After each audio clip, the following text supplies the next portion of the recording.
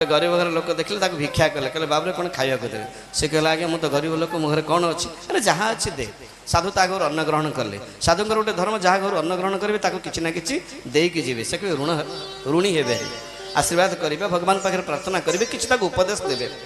पचारे बापा करुचे कौन कहला आज्ञा गरीब लोक कौन शुखला जल डाली काठ नहीं बिकुची जंगल जेहतु घर करके अच्छी नहीं बिकुची से दी पैसा आस परिवार चलाऊँगी कहला आउ टे आगू जातु नहीं